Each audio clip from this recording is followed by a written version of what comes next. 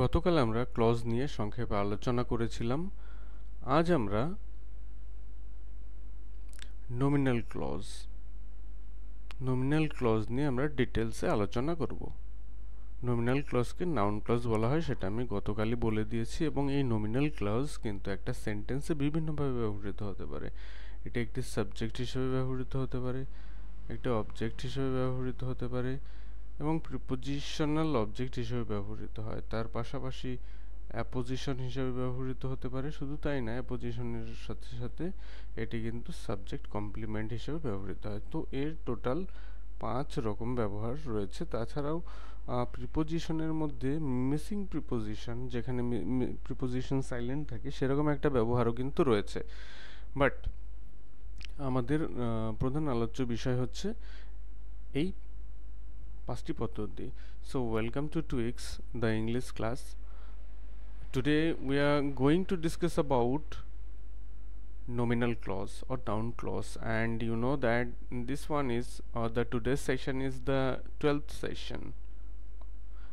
আজকের সেশন হচ্ছে 12তম সেশন বা 12 নম্বর সেশন। আমি কন্টিনিউয়াসলি যে ইংলিশ গ্রামারের ওপর যে সেশনগুলো শুরু করেছি, আজকে ছিল 12th সেশন। তো চলো দেরি না করে আমরা প্রসিড করে যাব আজকের মূল অ্যানালিসিসে। ফার্স্ট অফ অল আমরা দেখব নমিনাল ক্লজ কি। আমি আগেই বলে নিয়েছি যে নমিনাল ক্লজ হচ্ছে যে ক্লজগুলো নাউন হিসাবে ইউজ হয়। সেন্টেন্সে যখন কোনো ক্লজ নাউন হিসাবে ইউজ হয় তখন সেটাকে বলা হয় নমিনাল ক্লজ। নাউন তো আমরা জানি কোনো ব্যক্তি বা বস্তুর নাম বোঝায়, ডিনোটস যে কোনো নাম বোঝায়, সেটা ব্যক্তির নাম হতে পারে, বস্তুর নাম হতে পারে, ঠিক আছে। তো যাই হোক, আমি এখানে একটা ছোট্ট সেন্টেন্স লিখছি এবং তোমরা বলার চেষ্টা করবে এখানে নাউন কোনটি। The culprit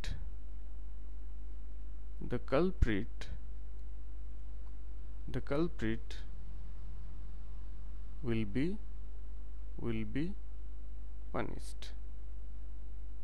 The culprit will be punished. এখানে তো সহজেই বোঝা যাচ্ছে যে দ্য কালপ্রিট এখানে নাউন হচ্ছে কোনটি, culprit.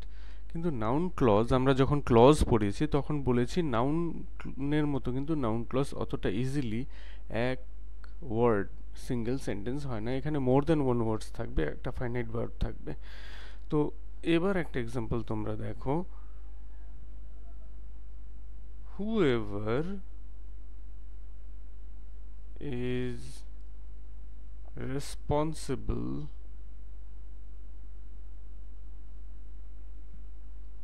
for the crime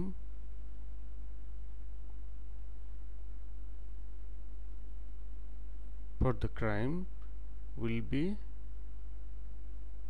and একটা কমা, will be punished.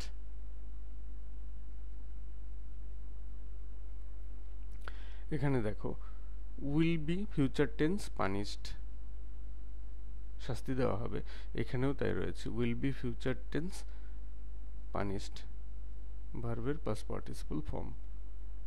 এখানে ব্যাপার হচ্ছে the culprit will be punished, এখানে বোঝাই যাচ্ছে যে কালপ্রিট হচ্ছে নাউন, কিন্তু এখানে বলা হচ্ছে হু ever is responsible for the crime will be punished, যেই দোষী হোক এই ক্রাইম বা অফেন্সের জন্য তাকে শাস্তি দেওয়া হবে।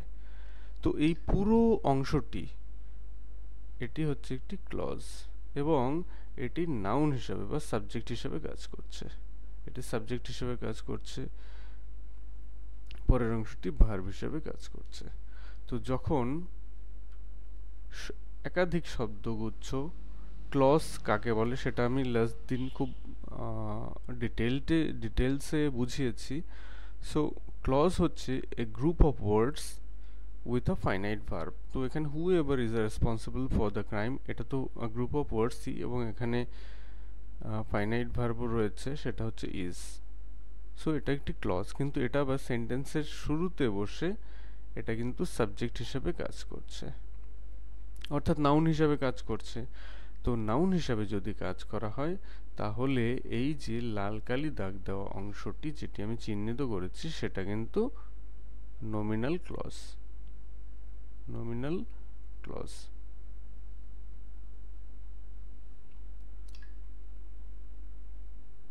আরো কিছু এক্সাম্পল দিলে এই ব্যাপারটা কিন্তু আরো অনেকটাই ক্লিয়ার হয়ে যাবে। আমি আরো কিছু এক্সাম্পল দিচ্ছি, যেমন ধরো that he is a doctor is known to all. known to all. আরেকটা সেন্টেন্স আমি লিখছি, it is known to all that he is a doctor. It is known to all that he is a doctor. এখানে যেটা বোঝার বিষয়, দুটো সেন্টেন্সেরই কিন্তু meaning, অর্থ একই, যে এটা সকলের জানা বা সবাই জানে যে তিনি একজন ডাক্তার। এখানে দেখো ইজ নোন টু অল, এখানে রয়েছে একটি clause that he is a doctor. What is known to all, এই অংশটিকে দেখো আমরা রিপ্লেস করতে পারছি হোয়াট দিয়ে বা সামথিং দিয়ে। সামথিং দিয়ে এই অংশটির পরিবর্তে যদি আমরা সামথিং বা হোয়াট ব্যবহার করি, তবুও দেখো একটা কমপ্লিট মিনিং পাওয়া যাচ্ছে। What is known to all কি পরিচিত, যে তিনি একজন ডক্টর, বা something is known to all এই অংশটিকে আমরা কিন্তু সামথিং দিয়েও রিপ্লেস করতে পারছি, এবং এটি এই সেন্টেন্সের শুরুতে বসে এই সেন্টেন্সকে ডমিনেট করছে বা গাইড করছে, তাই এটি হচ্ছে সাবজেক্ট। এবং এটা তো অবশ্যই নাউন, তাই এখানে নমিনাল ক্লজ কিন্তু সাবজেক্ট হিসেবে কাজ করছে। এবার পরের সেন্টেন্সে অর্থ একই হলেও দেখো it is known to all, এটা সকলের জানা। সকলের কি জানা? সকলের কি জানা? That he is a doctor, যে তিনি একজন doctor.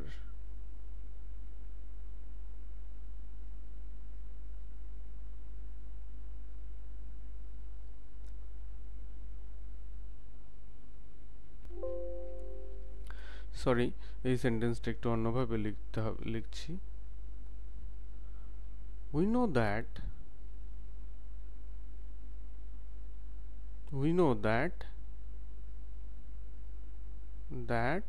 he is a doctor.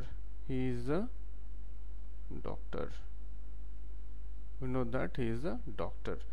এই সেন্টেন্সে দেখো we know something, we know what or something। এখানে দেখো পরের অংশটি what বা something দিয়ে কিন্তু আমরা রিপ্লেস করলে একটা অর্থ পাই।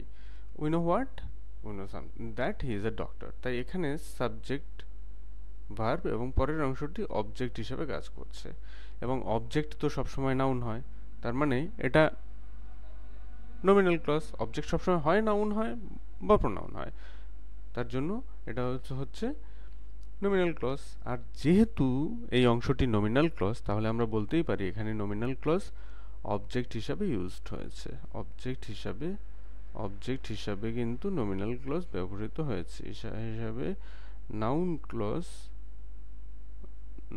ক্লজ বা নমিনাল ক্লজ কিন্তু এখানে ব্যবহার হয়েছে। তো এগুলো হচ্ছে নমিনাল ক্লজের এক্সাম্পল। এখন আমরা ধীরে ধীরে দেখব নাউন ক্লজের যে সাবজেক্ট এবং অবজেক্ট হিসাবে ব্যবহৃত হওয়া ছাড়াও আর কোন কোন পদ্ধতিতে এগুলো ব্যবহৃত হয়। তো আমরা অলরেডি দেখে নিয়েছি যে নমিনাল ক্লজ সাবজেক্ট হিসাবে ব্যবহৃত হয়, অবজেক্ট হিসাবেও কিন্তু ব্যবহৃত হয়। তাছাড়াও কিন্তু নমিনাল ক্লজ প্রিপোজিশনাল অবজেক্ট হিসাবেই ব্যবহৃত হয়।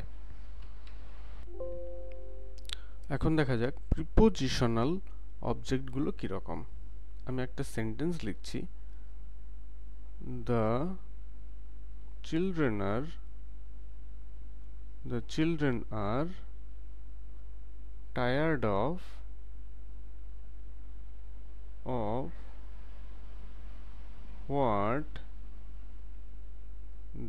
are doing.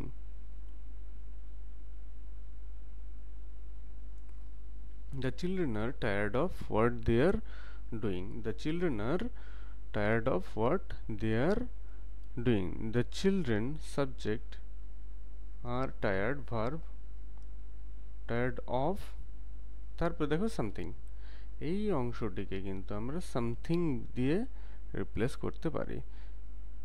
something দিয়ে রিপ্লেস করলেই হয় ওটা সাবজেক্ট হবে, নয়তো অবজেক্ট হবে। যদি বাক্যের শুরুতে হয় তাহলে সেটা সাবজেক্ট, আমরা তো সাবজেক্টের গুণাবলী জানি, এবং শেষে যদি হয় তাহলে সেটা সাধারণত অবজেক্ট হয়। অবজেক্টে দেখিয়েছি, কিন্তু এইখানে এই অবজেক্টের আগে কি রয়েছে? অফ রয়েছে, আর অফ হচ্ছে একটা প্রিপোজিশন। তাই এই নাউন ক্লজটাকে আমরা কি বলবো? Noun clause of object of a preposition, object of a preposition। এখানে অফের পর যে অংশটি দেখছো what they are doing, এটা অফের কিন্তু প্রিপোজিশন হিসেবে কাজ করছে। অফের প্রিপোজিশন হিসেবে কিন্তু এটা কাজ করছে। আরেকটা সেন্টেন্স দেখা যেতে পারে,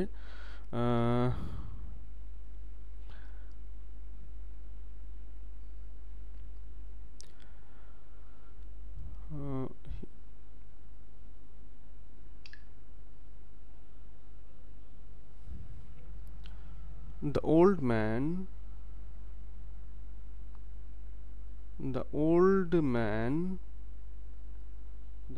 man is dependent, আমি লাল কালিতে লিখছি, যাই হোক, dependent on what their sons say or decide. You can say also or instruct also. So এখানে দেখো the old man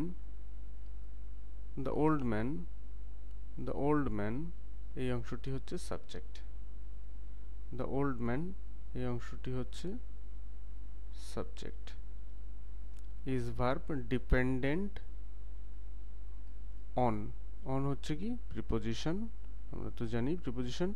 dependent on এই অংশটি দেখো, শেষ অংশটি হোয়াট দেয়ার সন্স ডিসাইড, এই অংশটিকে আমরা সামথিং দিয়ে কিন্তু রিপ্লেস করতে পারি। সুতরাং এটা একটি অবজেক্ট হিসেবে কাজ করছে, এবং এর আগে যেহেতু অন রয়েছে, তাই অন রয়েছে এবং অন একটি প্রিপোজিশন, তাই আমরা বলতেই পারি যে এই অংশটি হচ্ছে প্রিপোজিশনাল অবজেক্ট। ঠিক আছে, ওকে। নেক্সট আমরা দেখব অ্যাপোজিটিভ অ্যাপোজিশন।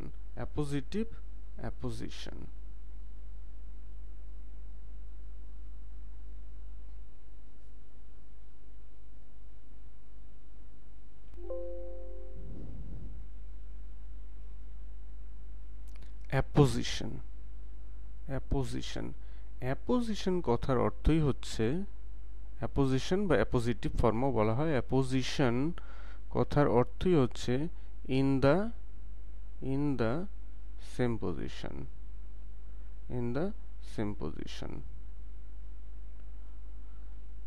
পজিশন। গ্রামাটিক্যালি এই টার্মটিকে আমি আমার মতো করে একটু বোঝানোর চেষ্টা করছি। ধরো কোনো ক্লাসে একটি ছেলের নাম হচ্ছে রাম, তার রোল নাম্বার হচ্ছে 1, বা সে হচ্ছে ফার্স্ট বয়। এখন ক্লাসের টিচার যদি বলে কল রামকে ডাকো, তাহলে যা বোঝাবে, যদি তিনি বলেন কল দ্য ফার্স্ট বয়, তাহলেও কিন্তু একই ব্যক্তিকে বোঝাবে, অন্য কোনো ব্যক্তিকে বোঝাবে না। তাহলে এখানে তাহলে এখানে রাম আর এখানে রাম আর দ্য ফার্স্ট বয় এরা কিন্তু অ্যাপোজিশন রয়েছে। দ্য ফার্স্ট বয় হচ্ছে apposition to apposition to apposition to Ram, কারণ এরা সেম পজিশনে রয়েছে, একই ব্যক্তি বা একই এন্টিটিকে বোঝাচ্ছে। যাই হোক, আমরা এবার চলে যাব মূল অ্যানালিসিসে। দেখো,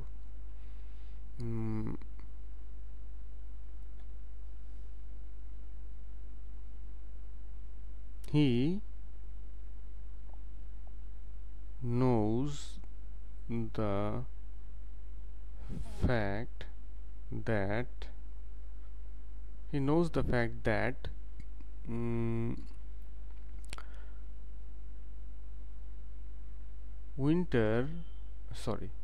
spring comes after, একদম easy sentence, comes after winter. He knows the fact, সে ওই ফ্যাক্টটা জানে। He knows the fact, he knows the fact। এই ফ্যাক্টটা কি? দেখো এখানে subject, verb, the fact, object, sentence কিন্তু কমপ্লিট। কিন্তু দ্য ফ্যাক্টেরই ফ্যাক্টটা কি? দ্য ফ্যাক্ট ইকুয়াল টু ফ্যাক্টটাই হচ্ছে that spring comes after winter. এখানে ফ্যাক্ট ইকুয়াল টু ওই ঘটনাটা, অর্থাৎ that spring comes after winter. এখানে ফ্যাক্ট যদি নাউন হয়, অবশ্যই নাউন এবং অবজেক্ট হলে কি হবে? এটা অবশ্যই নাউন হবে। অবজেক্টের বা নাউনের বা সাবজেক্টের বিভিন্ন ফর্মগুলো আমরা আগের ভিডিওতে আলোচনা করেছি। যাই হোক, এখানে ফ্যাক্ট আর পরের অংশটি that spring comes after winter, এই দুটো কিন্তু সমান, ইকুইভ্যালেন্স রয়েছে। যখন এরা সমান তখনই আমরা বলবো they are in the same position, the meaning of which is apposition, undoubtedly। এটা হচ্ছে অ্যাপোজিটিভ ইউজ অফ ক্লজ, অর্থাৎ আমরা বলতে পারি apposition to the noun. Okay, apposition to the noun, এরকম আরো অনেক হতে পারে। তো আরেকটা ধরো,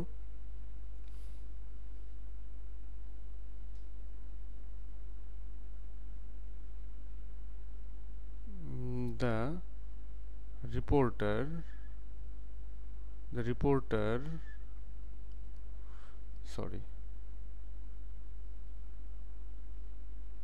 has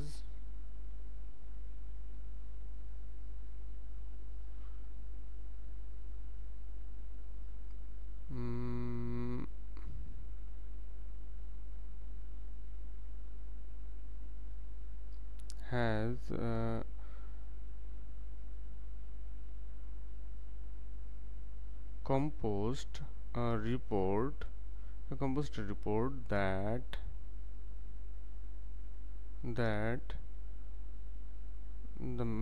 the man was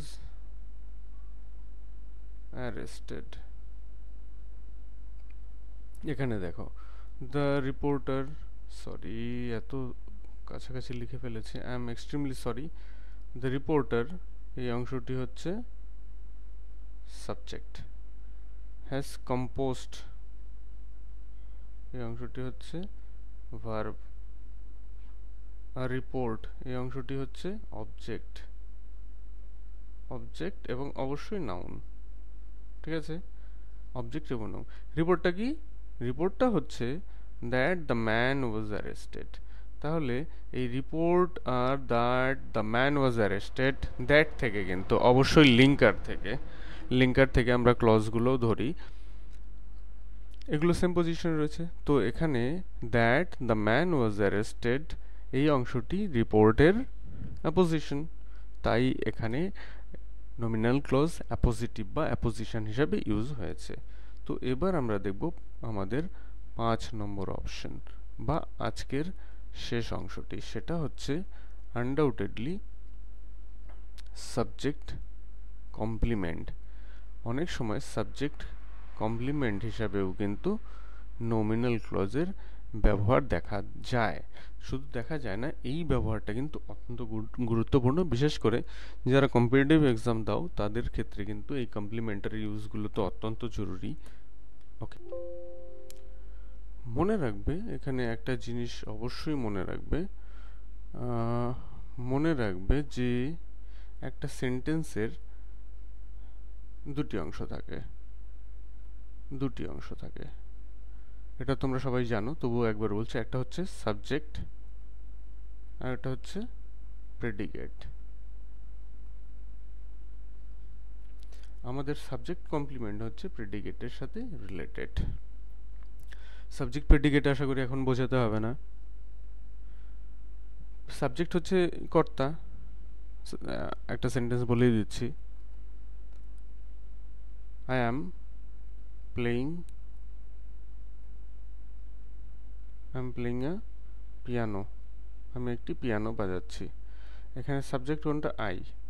তারপর বাকি অংশ যেটা রয়েছে, ভার্ব থেকে শুরু করে এক্স ওয়াই জেড ব্লা ব্লা ব্লা, এইগুলোই হচ্ছে প্রেডিকেট। যখন কোনো ক্লজ একটি সেন্টেন্সের প্রেডিকেট হিসাবে ব্যবহৃত হয়, তখন সেই ক্লজকে বলা হয় সাবজেক্ট কমপ্লিমেন্ট। মনে হয় আরেকটু বোঝাতে হবে, চলো ব্যাপারটা একটু ক্লিয়ারই করে দিই। যখন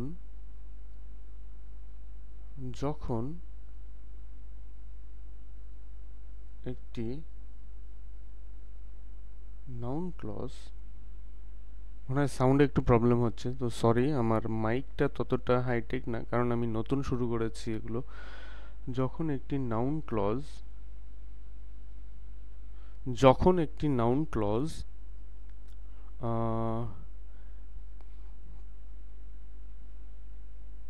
প্রেডিকেটিভ নমিনেটিভ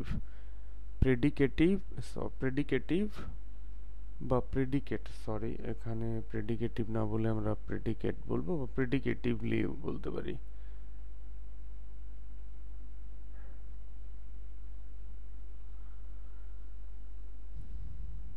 প্রেডিকেট নমিনেটিভ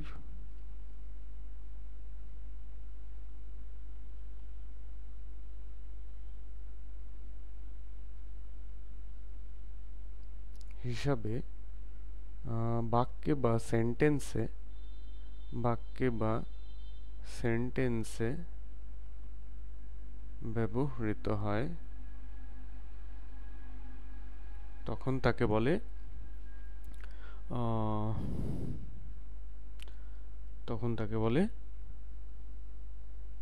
আমি আর বাকি অংশ লিখছি না, তখন তাকে বলে subject complement. So for example, দেখো আমি এখানে লিখে দিচ্ছি, এটার বেশি এক্সাম্পল দেওয়ার কোনো প্রয়োজন পড়বে না, কারণ আগেরগুলো জানলে এটা জানা নিয়ে খুব একটা প্রবলেম হয় না। ঠিক আছে,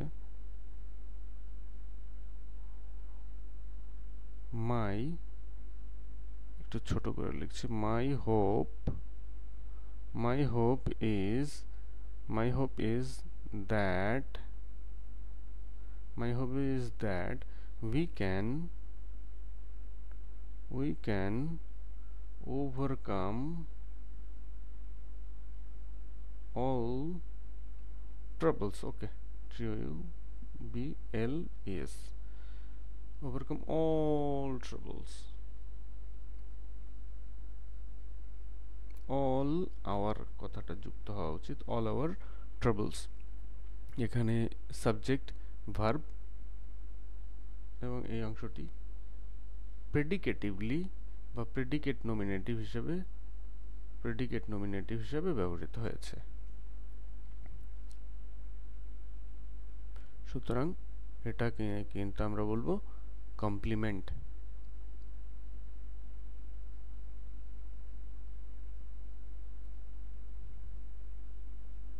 ঠিক আছে?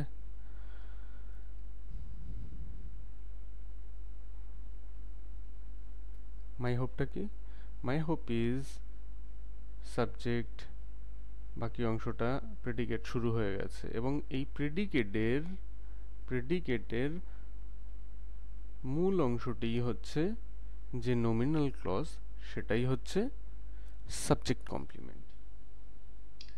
তোমরা যারা কমপ্লিমেন্ট জানো তাদের পক্ষে এটা কিন্তু বোঝা একদমই কঠিন ব্যাপার নয়। আমি আরেকটি লিখছি, the question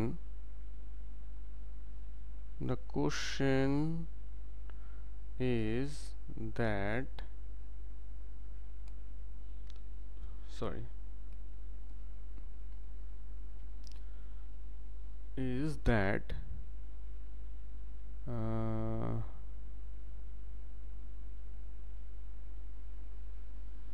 the question is, who is responsible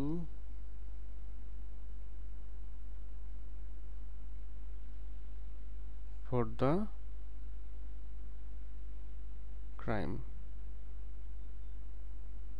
এবার দেখো,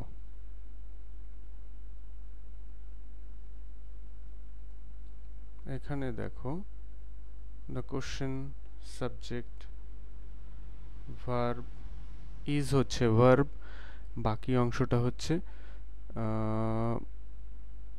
প্রেডিকেটের অংশ। যেমন প্রেডিকেট কেমন হয়? I am a teacher, I am a teacher। এখানে আই বাদ দিয়ে বাকি পুরো অংশটাই প্রেডিকেট, এবং এই প্রেডিকেটের মূল অংশটাই হচ্ছে যেটি হচ্ছে ভার্বের পরে থাকে। তো এখানে ভার্বের পরে যে অংশটি রয়েছে সেটি যেহেতু মূল অংশ, এবং সেটি যদি নমিনাল ক্লজ হয়, এখানে ক্লজ লিঙ্কার দিয়ে শুরু হয়ে গেছে, বোঝাই যাচ্ছে the question is what. Nominal clause সবসময় ওয়ার্ড বা সামথিং দিয়ে রিপ্লেসেবল, এটা আমি অনেকবার বলেছি, আবারও বলছি, তাহলেই বুঝে যাবে এটা নমিনাল ক্লজ। আর নমিনাল ক্লজ যদি বুঝে যাই এবং সেটা যদি সাবজেক্ট ভার্বের পরে ব্যবহৃত হয় একটি সেন্টেন্সের প্রেডিকেটের অংশ হিসাবে, তখন আমরা সেটাকে বলবো সাবজেক্ট কমপ্লিমেন্ট বা প্রেডিকেট নমিনেটিভ। তো এই ছিল আজকের আলোচনা, এবং আমি আশা করব যে আজকের আলোচনা থেকে তোমরা একটু হলেও you will be benefited more or less, and the better you will practice, the more you will practice, the better will be your participation, and the better will be your performance in English language learning. So thank you for watching my video.